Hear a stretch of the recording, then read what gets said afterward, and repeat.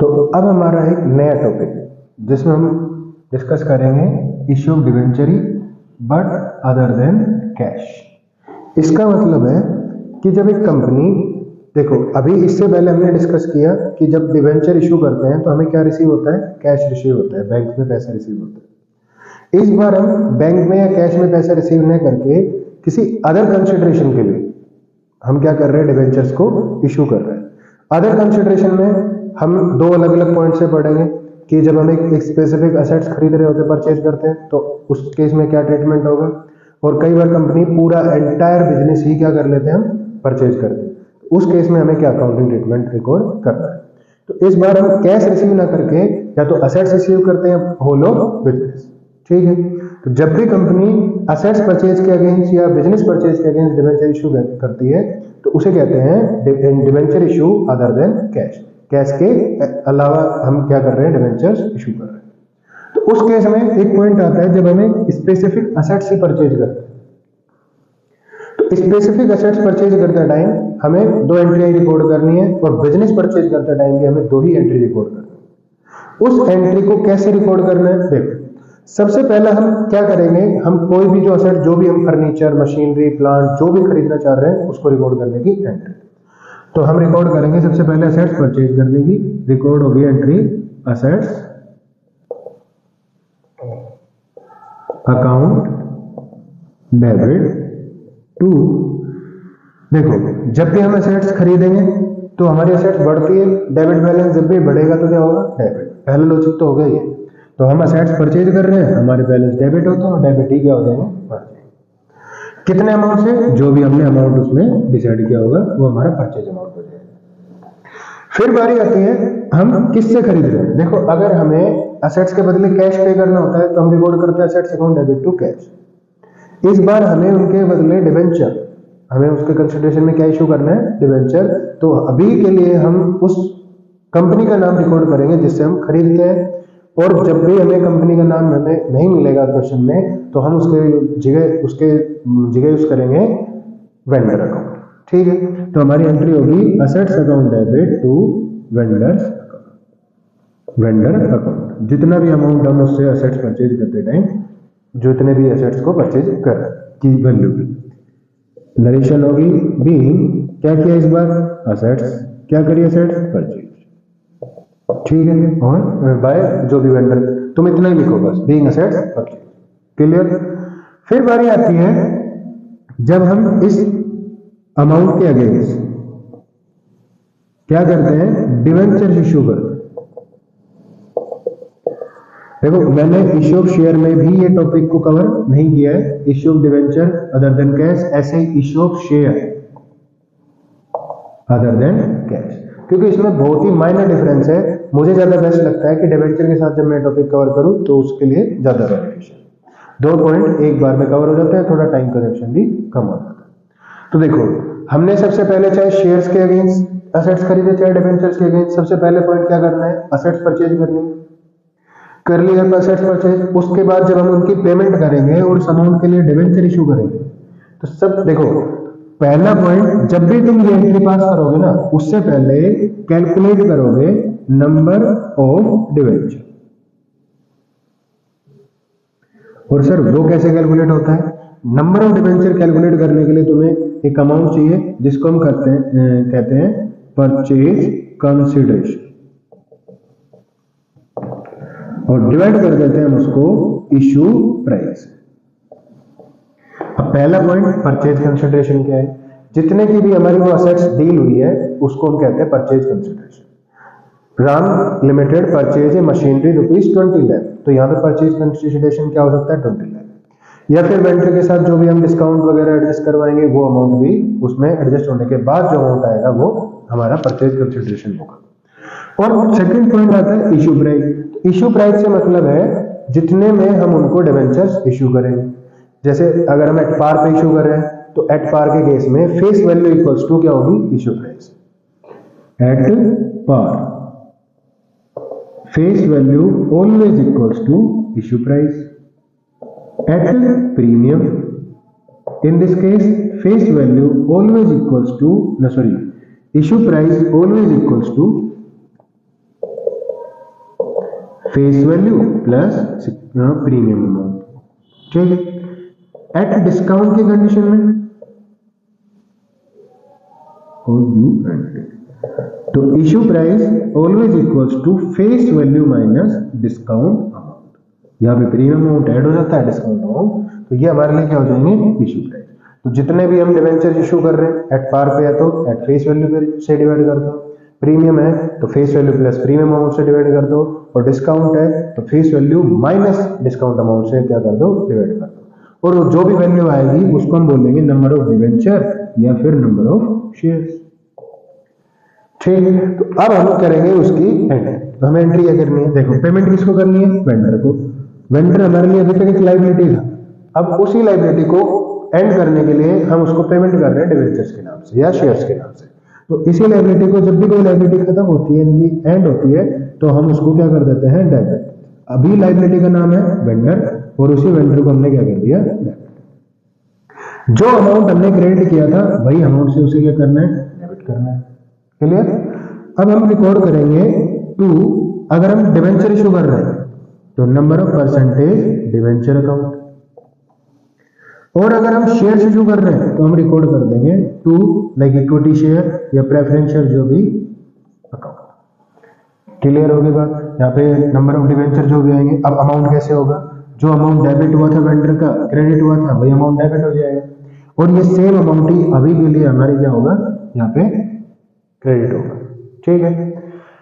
तो ये तो हुआ एट पार के केस में, जब भी हम इशू करते हैं एट पार।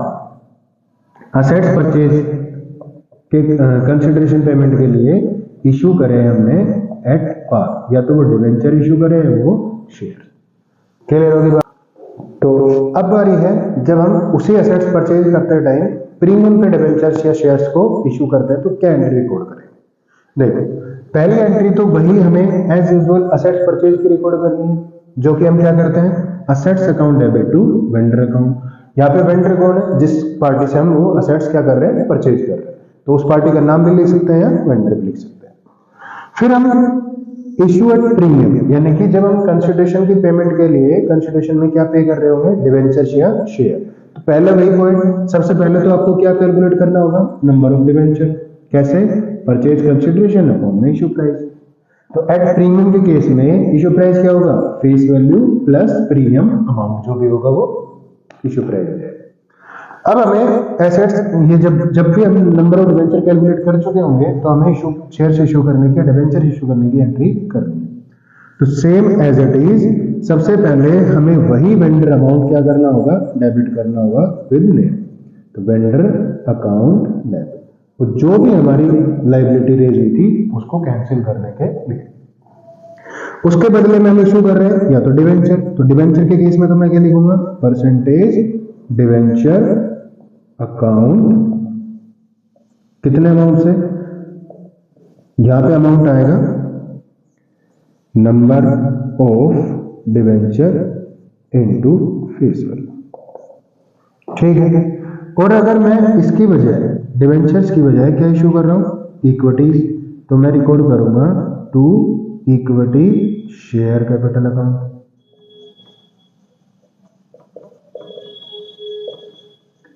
यहां पे भी अमाउंट यही होगा number of equity share into face value. Sir बिल्कुल माइनर डिफरेंस, बिल्कुल हमें सिर्फ डिवेंचर की जगह क्या यूज करना है इक्विटी शेयर कैपिटल। भाई इक्विटी में तो इक्विटी शेयर कैपिटल एडजस्ट करते हैं, और प्रेफरेंस के केस में प्रेफरेंस शेयर कैपिटल एडजस्ट करते हैं, और डिवेंचर के केस में डिवेंचर।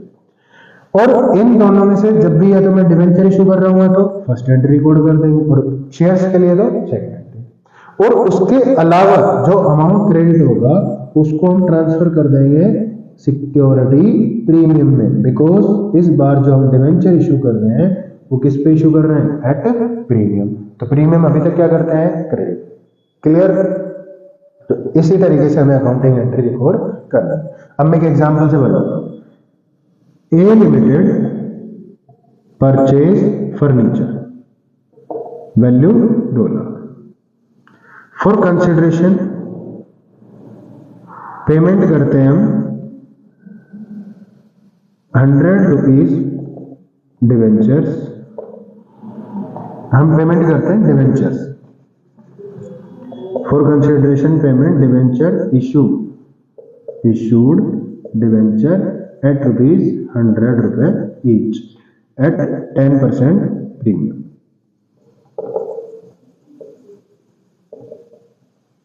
और हमारा जो फर्नीचर वैल्यू है 2,20,000। कुल मिला के ए लिमिटेड परचेज करती है फर्नीचर जिसकी वैल्यू है 2,20,000 फॉर ए कंसिडरेशन पेमेंट करती है कंपनी डिवेंचर इशू करके और इशू करती है ₹100 पर शेयर एट 10% प्रीमियम। तो जब भी अच्छा पहले तो हमें असेट्स परचेज करनी है, तो असेट्स का नाम क्या होगा फर्नीचर, तो असेट्स की जगह तो हम क्या रिकॉर्ड कर देंगे फर्नीचर अकाउंट डेबिट कितने से 2,20,000। तो यहाँ पे भी वेंडर की लायबिलिटी कितने से हो जाएगी फिलहाल 2,20,000। जब हमें वेंडर को क्रेडिट 2,20,000 से किया है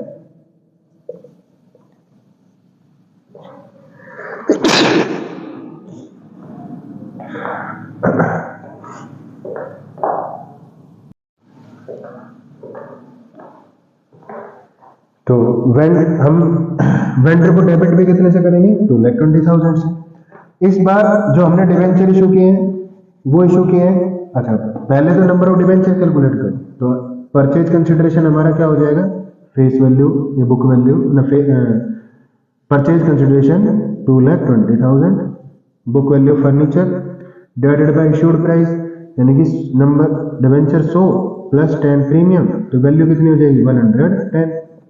तो हमें डिवाइड करना है 2,20,000 डिवाइडेड बाय 110 लेस करो 11 2 30 यानी कि कितने नंबर ऑफ डिवेंचर 2,000। हम इशू क्या कर रहे हैं डिवेंचर, तो हम डिवेंचर अमाउंट में लिखेंगे number of debenture multiply by face value. तो नंबर ऑफ डिवेंचर 2,000 क्योंकि हमने कैलकुलेट करे, यहाँ पे उसने सिर्फ डिवेंचर बताया लेकिन ये नहीं बताया नंबर ऑफ डिवेंचर कितने। फेस वैल्यू क्या हो जाएगी ₹100 पर शेयर 2,000 इंटू 100, तो यहाँ पे अमाउंट क्रेडिट होगा डिवेंचर के नाम से 2,00,000। तो अब इक्विटी शेयर तो इशू करनी है तो उसमें तो कुछ रिकॉर्ड करना नहीं है, ठीक है ये एंट्री हट जाएगी हमारे यहाँ से क्योंकि हम किसके बदले डिवेंचर्स के बदले क्या कर रहे हैं फर्नीचर परचेज कर रहे हैं। तो मैंने बताया था कि जितना भी एक्स्ट्रा अमाउंट होगा तो वो प्रीमियम पे के लिए होगा, तो प्रीमियम में रिकॉर्ड कर देंगे कितने से वही नंबर ऑफ डिवेंचर 2,000 प्रीमियम ₹10 पर शेयर, तो अमाउंट एंट्री हो जाएगी 20,000। Is that clear? तो ये हमारा एक एग्जांपल था और हम इशू कर रहे हैं इस बार एट प्रीमियम। तो ये पॉइंट है आपके लिए जब हम एक वही एसेट्स परचेज करते हैं और पेमेंट के लिए जब इशू करते हैं डिवेंचर वो किस पे करते हैं डिस्काउंट। तो उस केस में हमें सबसे पहले तो वही एसेट्स परचेज करने की एंट्री जो भी हम क्या करते हैं assets account debit to vendor account, ठीक है। तो नरेशन में वही बीइंग असेट्स परचेज, ठीक है। मैं कुछ थोड़ा जल्दी लिख रहा हूँ चीजें। फिर बारी आती है जब हम डिवेंचर्स इशू करेंगे एट डिस्काउंट पे, तो सबसे पहले यही कि हमें क्या रिकॉर्ड करना है कैलकुलेट करना है नंबर ऑफ डिवेंचर। इस बार परचेज कंसिडरेशन वही एसेट्स अमाउंट हो जाएगा, जो इशू प्राइस होगा वो हम डिस्काउंट के केस में क्या कंसिडर करेंगे issue price equals to face value minus discount amount, यानी कि हमने फेस वैल्यू 100 वाले शेयर 10% डिस्काउंट पे इशू करा है 20% पे डिस्काउंट इशू कर रहे हैं, तो 10 या 20 रुपए जो भी हमने डिस्काउंट दिया वो क्या कर देंगे लेस कर देंगे। और फिर उसके बाद जो भी नंबर ऑफ डिवेंचर आएगा उससे हम एंट्री रिकॉर्ड करेंगे। एंट्री लिखेंगे, अच्छा पेमेंट किसको करनी है वेंडर को, वेंडर अकाउंट डेबिट कितने रुपए से जो भी हमारा क्रेडिट बैलेंस होगा वही हमें क्या करना होगा डेबिट, ठीक है। फिर क्रेडिट साइड में मैं लिखूंगा 2 नंबर ऑफ % डिवेंचर अकाउंट।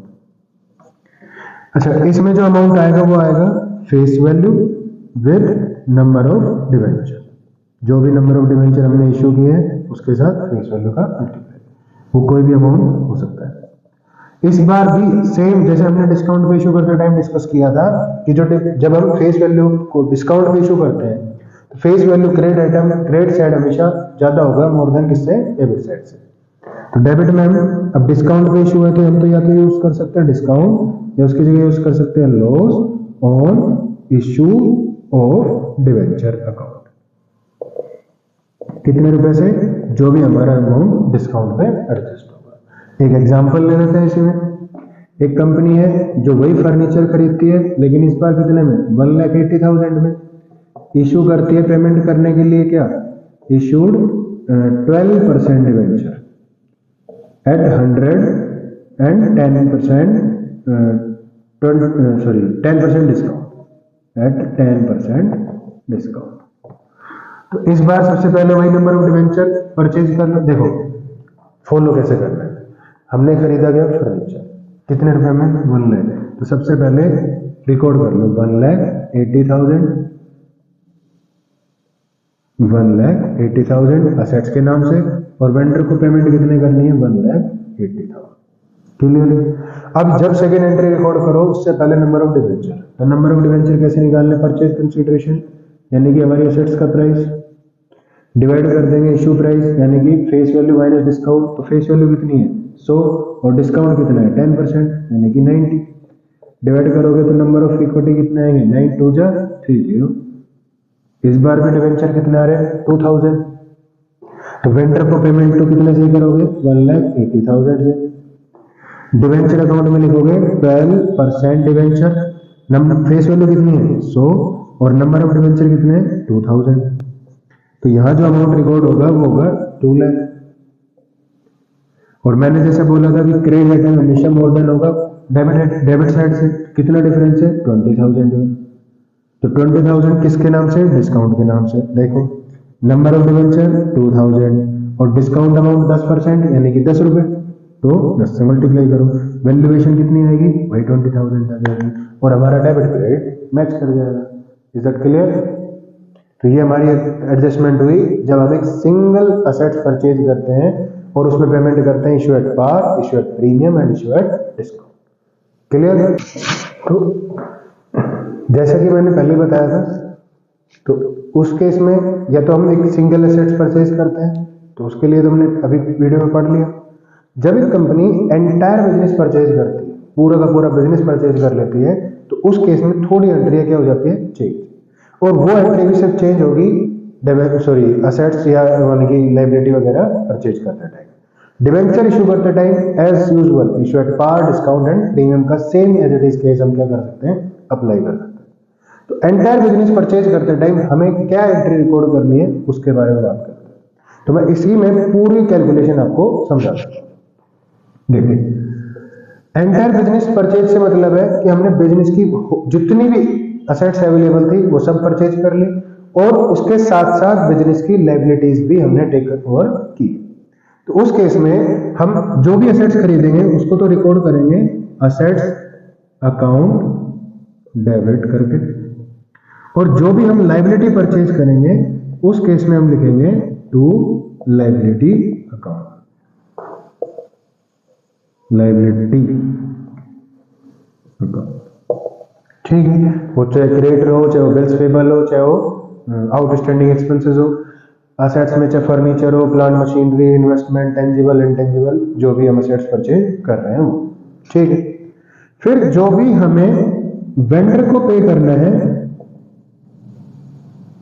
उस अमाउंट को हम क्या कर देंगे, रिकॉर्ड।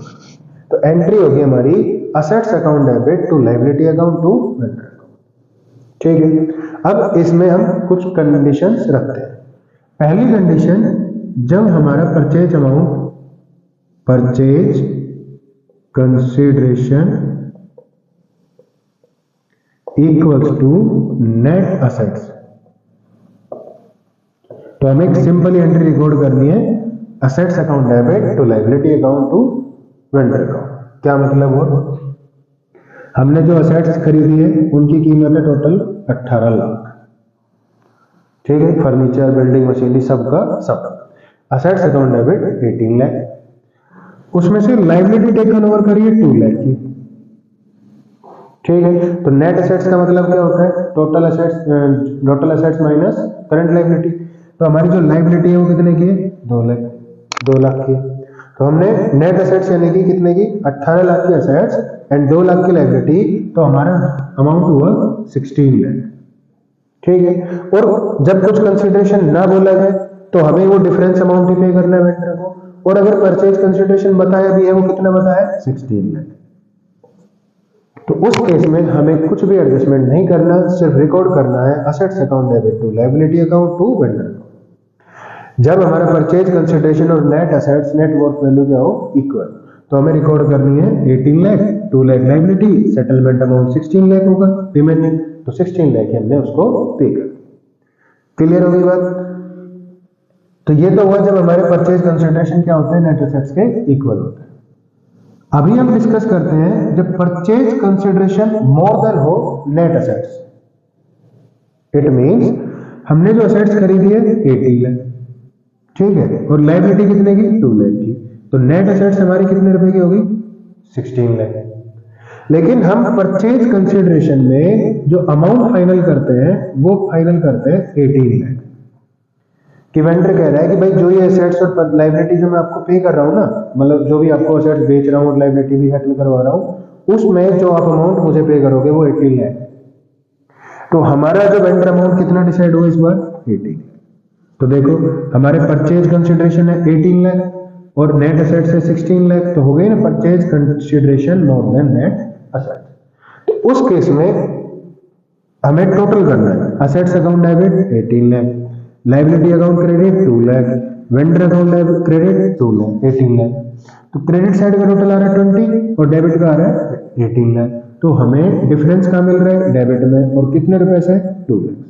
तो उस केस में हमें इस एंट्री के अंदर ही एडजस्टमेंट करनी होगी किसकी, हमारे लिए गुडविल अकाउंट डेबिट। क्योंकि एक बिजनेस जब अपने गुड्स अपने एसेट्स के लायबिलिटी के एडजस्ट करने के वैल्यू एडजस्ट करने के बाद उससे एक्स्ट्रा अमाउंट मांगता है, तो उसका एक सिंपल सा रीजन होता है उस गुड बिजनेस की मार्केट वैल्यू, यानी कि गुड, कि भाई हमारी जो बिजनेस है वो हाई रेपुटेड है, आप डायरेक्टली उससे कनेक्ट हो रहे हो और उससे प्रॉफिट अर्न करने लगोगे, तो वो जितनी भी एक्स्ट्रा रेपुटेशन कंसिडरेशन वैल्यू जितनी भी एक्स्ट्रा है हमारी, वो किसकी वजह से है, गुडविल की वजह से। क्लियर? मैं दूसरी एंट्री इसी के साथ रिकॉर्ड कर देता हूं, when purchase consideration less than net assets। इसका मतलब क्या हुआ, देखो इसका मतलब है कि जो हमने परचेज कंसिडरेशन डिसाइड किया वो किससे कम है, नेट असेट से कम है। फॉर एग्जांपल इस बार भी हम असेट्स परचेज करते हैं तो लिखेंगे असेट्स अकाउंट डेबिट, असेट्स की कीमत है 20, ठीक है, और हमने जो लायबिलिटी परचेज करी है टेकन ओवर कर ली है उसकी कीमत है 4 लाख। तो नेट असेट्स की वैल्यू कितनी होगी 20 माइनस 4, तो ये हमारे पास नेट असेट्स की वैल्यू होगी 16 लाख, ठीक है। यानी कि जो हम नेट वैल्यू जितने की हम एसेट्स परचेज कर रहे हैं वो कीमत कितनी है 16 लाख। और परचेज कंसिडरेशन फाइनल करता है वेंडर कि आप मुझे 15 लाख का पेमेंट कर दो और सेटल कर दो, ठीक है। तो अब की बार मुझे वेंडर को कितने पे करने, टू वेंडर अकाउंट, कितने रुपए से 15 लाख से। देखो debit total 20 lakh, credit total अभी कितना हो रहा है 19, तो डिफरेंस कितना है 1 लाख का। तो हमें वो जो 1 लाख का बेनिफिट मिल रहा है वो हम रिकॉर्ड करेंगे किसके नाम से, कैपिटल रिजर्व के नाम से। और वो जो डिफरेंस है वो कितना है 1 लाख। तो इसका मतलब क्या हुआ कि भाई जब हमने परचेज कंसिडरेशन जो भी फाइनल किया वो हमारे नेट असेट से क्या है कम, नेट असेट्स 16 लाख है और परचेज कंसिडरेशन 15 लाख, तो डिफरेंस कहाँ आएगा क्रेडिट में, तो उसको तो हम किससे रिकॉर्ड करेंगे, कैपिटल रिजर्व के नाम से। जब परचेज कंसिडरेशन यानी कि 18 लाख हो और नेट असेट्स कितना हो 16 लाख हो, तो डिफरेंस कहाँ आएगा डेबिट साइड में, तो डेबिट डिफरेंस को कवर करने के लिए हम रिकॉर्ड करेंगे गुडविल अकाउंट डेबिट उस डिफरेंस अमाउंट से। और इसके बाद अब हमें जो वेंडर को पेमेंट करनी है, जब इस केस में फर्स्ट कंडीशन में तो वेंडर की पेमेंट कितने से 18 लाख से, तो पेमेंट भी किसके हिसाब से होगी 18 लाख के हिसाब से। सेकंड कंडीशन में जब consideration less than net asset से, तो उस केस में वेंडर की पोजीशन क्रेडिट साइड में कितने रुपए से 15 लाख से, तो हमें इस बार पेमेंट कितने की करनी है 15 लाख। और जब इन पेमेंट को करने के लिए डिवेंचर्स इशू करेंगे वो हम यूज करेंगे सेम एसेट्स परचेज वाला मेथड। इशू एट पार तो हमें एंट्री रिकॉर्ड करनी है vendor account debit to debenture account, percentage number of debenture account. जब हम इश्यूड डिस्काउंट पे रिकॉर्ड करेंगे तो हम एंट्री करेंगे vendor account debit discount on issue of debenture account debit to number of percentage debenture account. और last case जब हम प्रीमियम पे इश्यू करेंगे तो हम रिकॉर्ड करेंगे vendor account debit to number of percentage debenture account to security premium, जैसा कि हम प्रीवियस इससे पहले वीडियो में ही पढ़ चुके हैं, सेम वीडियो में पढ़ चुके।